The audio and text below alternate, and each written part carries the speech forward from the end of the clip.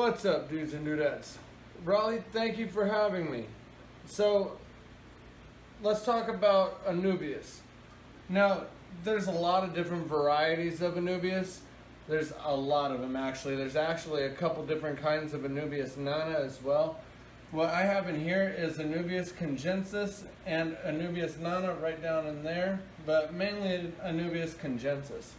So, these are super popular plant for low light aquariums. Now, a lot of people put these in cichlids.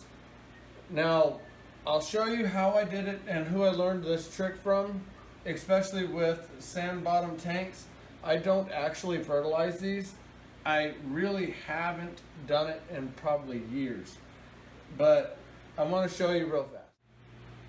So the longer that you leave the lights on, you tend to get algae on these plants, and that's why they're really low lit. So you got to watch that. You see how you get the little green dots on there right there, little green dots? Well, they'll start building the algae and they'll die off because these are a low light plant. It's perfect, but you don't want to keep a lot of light on them, but you do want to feed them light. They're still a plant.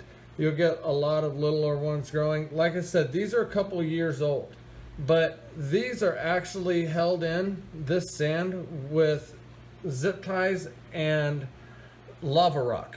So there's zip ties and lava rock holding those inside the sand, and I have never had these lift out, which is another hint for people that are trying to keep these in sand. Now, bigger cichlids like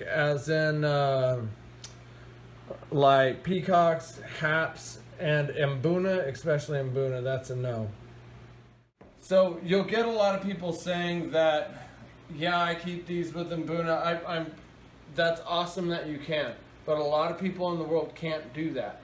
For some reason, the cichlids just go at it and they pick it off and they pick them up and they just tear them all up. I think, personally, I think it's because they get bored and they just like messing with everything in the sand, and you know, it's breeding nests, stuff like that.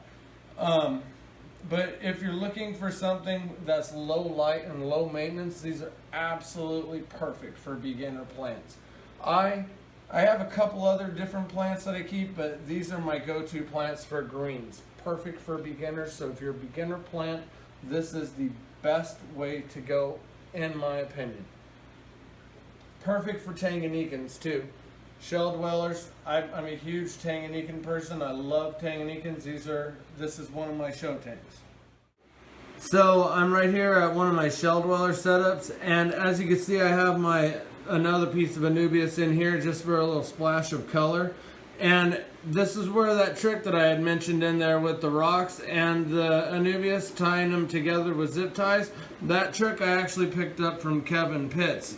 And it works really well, especially with shell dwellers or any cichlid if you're wanting to try. So thank you for stopping by, and I hope you've picked up a few things here and there off of this, and maybe I've talked you into keeping this plant.